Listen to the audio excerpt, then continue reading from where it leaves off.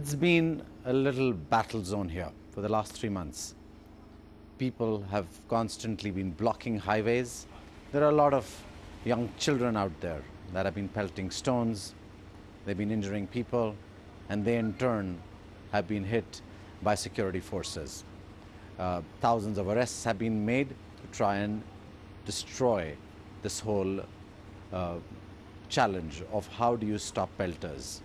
So in spite of all these arrests and in spite of all that's happened, let's take a closer look at the last 3 months. What's happened here in Kashmir? India's Prime Minister Narendra Modi raised hopes of a new era in relations with Islamabad when he paid a surprise Christmas Day visit to his Pakistani counterpart Nawaz Sharif. In the months since, relations between New Delhi and Islamabad have unraveled, culminating in the Indian military's surgical strike on September 29th. Kashmir Valley erupted in violence in July after a popular militant leader killed in a gun battle with security forces. India slapped a curfew on the rest of Himalayan region to try to stem the protests, and internet and mobile phone services were snapped. But residents continued to take to the streets to protest Indian rule, with more than 80 people killed in the ongoing unrest, mostly in clashes with security forces. On September 18th, militants staged a pre-dawn raid on an Indian army base near the line of control in Kashmir, killing 19 soldiers. The worst such attack in 14 years, India blamed the attack at Uri on Pakistani-based terrorist group Jaish-e-Mohammed. Modi vowed to punish those responsible while also launching a diplomatic drive to isolate Pakistan, including by pulling out of a regional SAARC summit in a major snub to Pakistan. The Uri attack triggered public fury and demands for military action, including from senior members of Modi's own party. Others predicted Modi would respond eventually with military action given his credentials as a strong leader.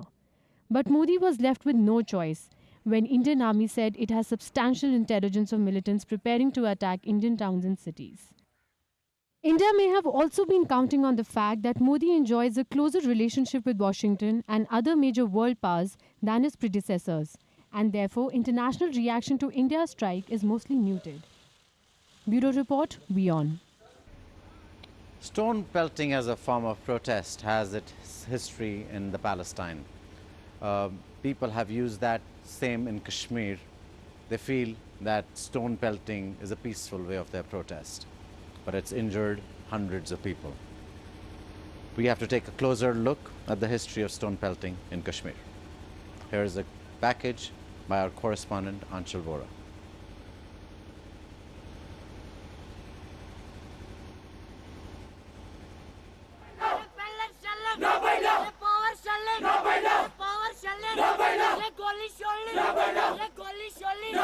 So why are you should be in college, school, why are you throwing the stones? Yes, ma'am. As you all know that in order to get something, we have to always also lose something. What do you want? Yeah, I am a Pakistani because Pakistani democracy is the best democracy in this world. Who told you that? Huh? Who told you? That. हमें इस्लाम का कानून जरूरत है हम यहाँ निज़ाम मुस्तफ़ा चाहिए निज़ाम मुस्तफ़ा जो हमारे प्यारे नबी सल्लल्लाहु अलैहि वसल्लम ने फरमाया हम वही निज़ाम यहाँ To understand Islam कानून you mean Sharia? जी मैम अमन यहाँ पर शराब की दुकान है ये नहीं होने चाहिए हमारे इस्लाम में शराब पर पाबंदी है शराब पर पाबंदी होनी चाहिए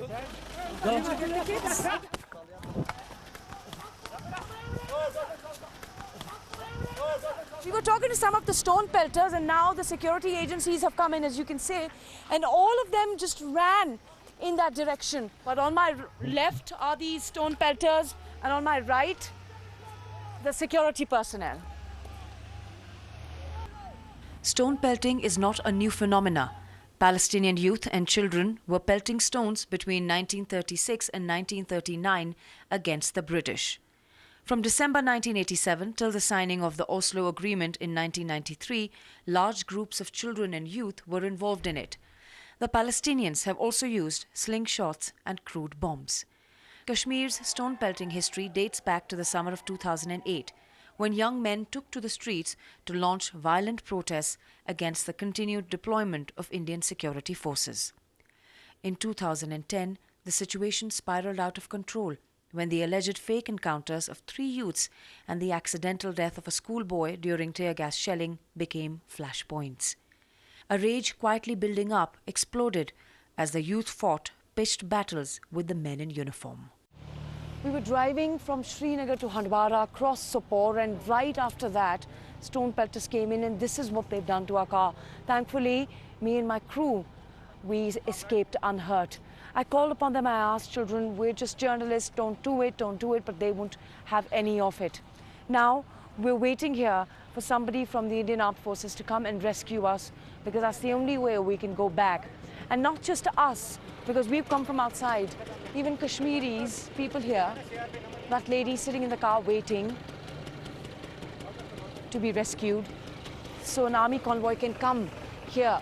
So this vehicle is now going to be rescuing us. Behind us, a doctor's car. And as you can see, he's hiding his face. He doesn't want his face to be shown because that can create troubles for him in future. But that's a doctor. Even he's scared to go through because the stone pelters won't even spare him. Now these people have come in here from the Indian security forces. It will be behind them that we will go. And if they won't be here, we'd be stuck here all day and face very imminent danger. This is ANCHAL VOHRA with Amit Pal Gill for WION. Our correspondent ANCHAL VOHRA has been traveling through Kashmir for the last 2 weeks, and she's gone through multiple highways and cities, and she's also come under attack by the stone pelters. A lot of those are young children. She's joining me now here to talk about it. Also joining me is Shamim Miraj. Shamim Miraj is a veteran journalist. He's the editor of a newspaper called Kashmir Monitor. Let's start by asking Shamim. Shamim, who are these children? How do they get out to pelting stones? Well, last 3 months have been terrible for us, politically, socially and emotionally. Even this morning, we had a young 12-year-old kid who died because of pellet injuries. So, it's like a terrible cycle which keeps on repeating itself. We had a good week where there were no deaths, but we are now back to square one. And today, I believe a lot of stone pelting happened throughout Srinagar. When we talk about kids in Kashmir, we must understand, especially in past 3 months, they live in a very dark world, a world that does not hold a great future for them. They are in a tunnel, but there is no light at the either end of it. The quality of life is bad, and mostly people or kids who are pelting stones belong to the lower middle class sections of the society. There is a bit of a parental control problem, but their entire lives they believe that there is they have a failed sense of romanticism, that it's a bullet versus stone, and suddenly dying has become something which is cool in Kashmir. The Shaheed part. There's an educational problem. A lot of these kids don't want to go home because suddenly they have got a new sense of power that they own the street. You will see groups of 4 or 5 boys, not aged more than 10, 12, if you move out at night in interiors of Srinagar city. They have manned the road. Suddenly you have to go talk very nicely to them. They decide whether you go ahead or you go home.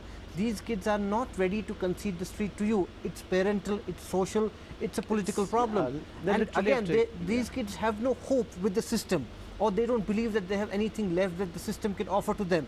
So we have a far bigger issue at hand, because it is a generation that's growing up in a state of despair and in a state of hopelessness. We've been seeing this on the streets as well. Anchal, just last week, your vehicle came under attack and you fled, I think twice over now. Right. Explain to us what happens as you approach these highways. What goes on? Well, it's scary because the person that you're driving with is a Kashmiri. The person who's helping you is a Kashmiri local journalist. And they're scared. They don't want you to go through these highways. And they say if you want to go, you've got to go early in the morning, because then there's a huge fear that the stone pelters would come out. At the same time, they say it seems that they understand why they're pelting stones. So I think the problem is two-way. One is that they don't approve of the way that the stone pelters are adopting, that is pelting stones. I'm talking about the silent Kashmiri majority. But they want to get the problem resolved. They want resolution to the conflict. They don't want it to be through stone pelting, but they want it. On the highways, what happens is these young kids come out. Sometimes you can convince them, like I did the first day I landed here on 29th of September. I could convince them. I interviewed them. They had their say. I spoke to them for quite a long time. They did their sloganeering and I left. But day before, I couldn't convince them.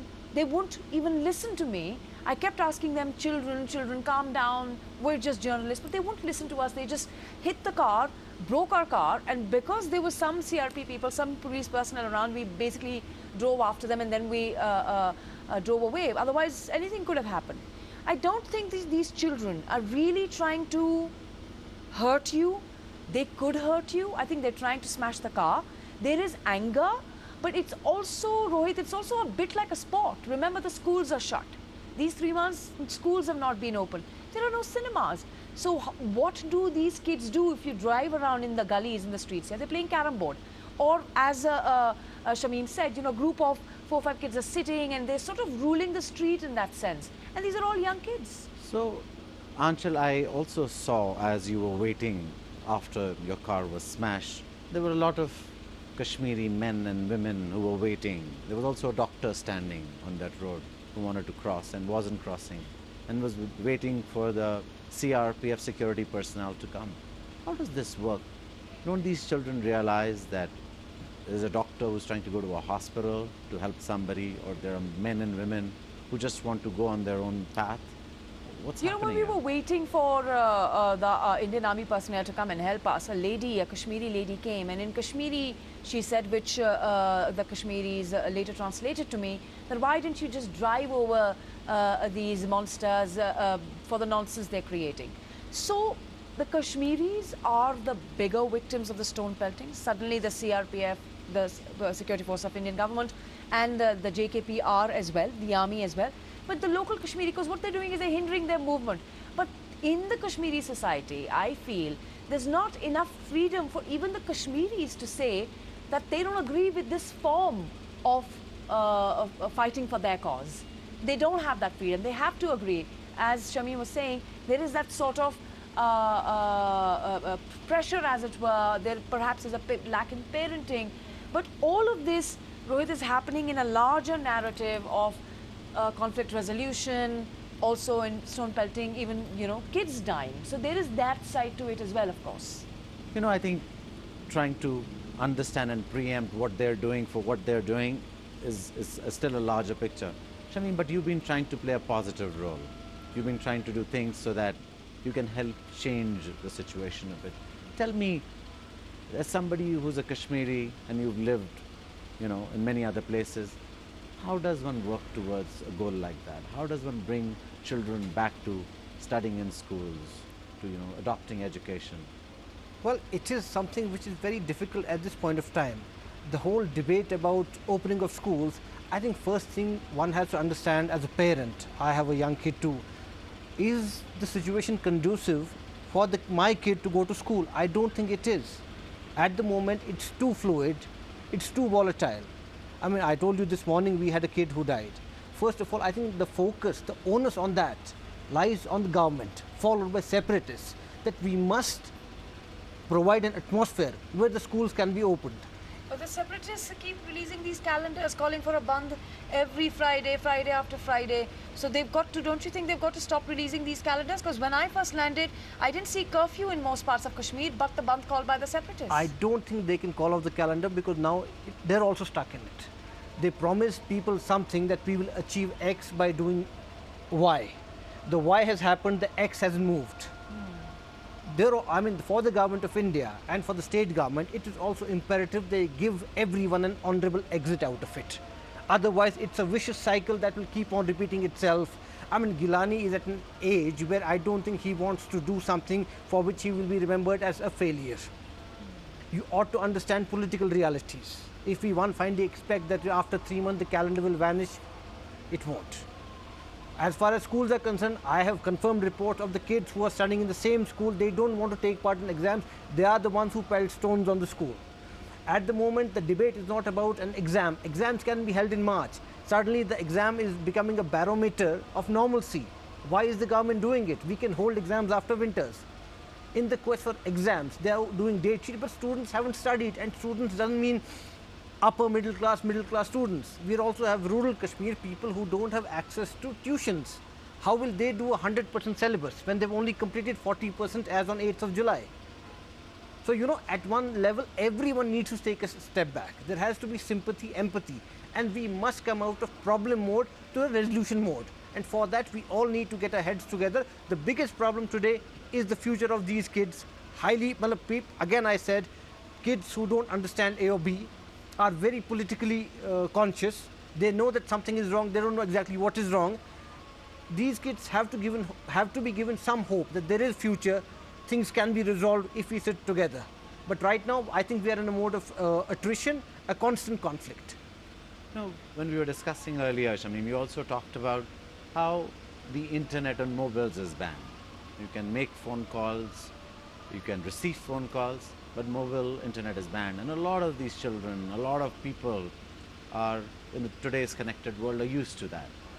And probably that's even increasing the problem. That means here are all these people free, not being able to do what they want to do, and probably feeling frustrated. Explain to me, what is your sense of what the government needs to do? I am not a psychoanalyst, but I personally believe that the blockade of mobile internet has worked both ways. While it may have helped rumor mongering, it has also fueled anger. I don't have access to my friend. I would WhatsApp to him whether he's in London or US or even Kashmir.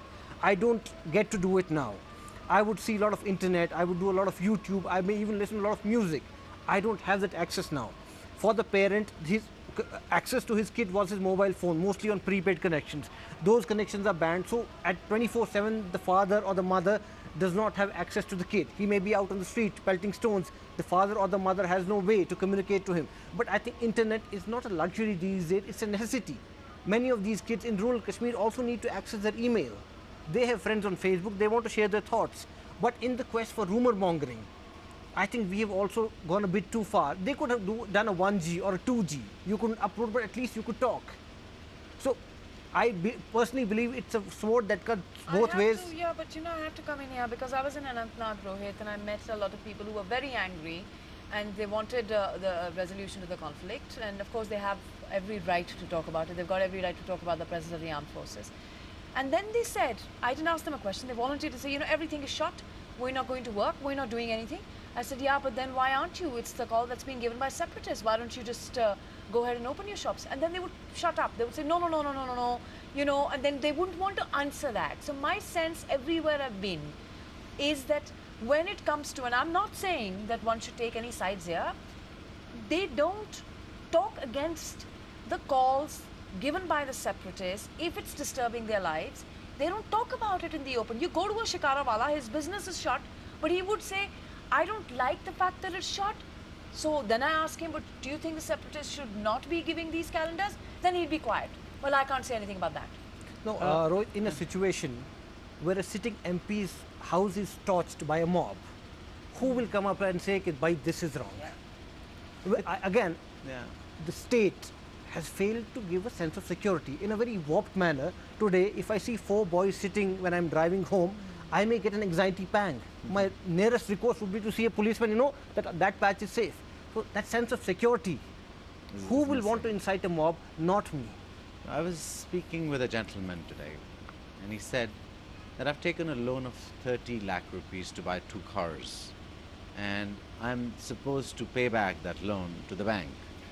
But I have no way to earn any money because there is no business coming. And there is no way I can raise my voice, you know, demanding the curfew be opened or, you know, the blockade be stopped. So I think people are also caught in many, many ways from both sides, whether it's the security forces or the calls of the separatists. Shamim, let's talk a bit about your work as a journalist. You know, you travel the length and breadth of this, the Kashmir. Give us a sense from different perspectives of who are the people who are asking for all these calls, who are the people who are calling upon people to protest, and who are the people who actually stand against it? Well, past 3 months they have pinched everyone, to the biggest businessman in Kashmir, to the daily wager. But there is still a section of society, maybe a large section of society, who still believe that yeah, enough is enough, let us end it once for all. If this is a strike, 3, 6, 9 months doesn't matter. We have lived through this in 2008. It's like a bad dream that keeps on repeating. Why doesn't it go on forever so that at the end of that, there is something that happens? There is still a constituency which believes. I may not personally agree to it, but such is the hope, a sense of despair right now, that many people want this to go on unless there is some resolution this time, because they say every year we can't sustain. I know people who have not taken lakhs, who have taken crores of rupees. Every month they have to pay interest, but they can't do anything about it, because also Kashmir is a very closely knit society. No, but there are both sides to it, Shamim, I'd say. I think there are people, equal number of people who think that this has gone for too long and that it cannot go on for longer, because at the end of the day, it does come down to your family. It comes down to your That's what I said. your A section economy. of people believes. Yeah. I mean, and I don't know if we can say, you know, whether it's a more number of people who want it to be called off and others. Yeah. Let me help wrap this up. You know, I think it's a challenge because people are just stuck.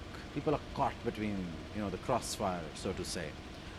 Tremendous amount of groups. There is tremendous amount of support that they have to execute sometimes these strikes, and the military and the police take tremendous amount of action. I was also talking to another source in the military, and he was talking about how when the military goes out, they aren't stopped or they aren't attacked as much, but when the police goes out, they are attacked far more furiously. Anyways, thank you guys for joining. I know it is a very complex one. It's not something as simple as, you know, we can finish this in a small little discussion. But thank you for your insight, Shamim. And thank you, Anchal. And I know you've taken great risk covering this. We'll take a short break now.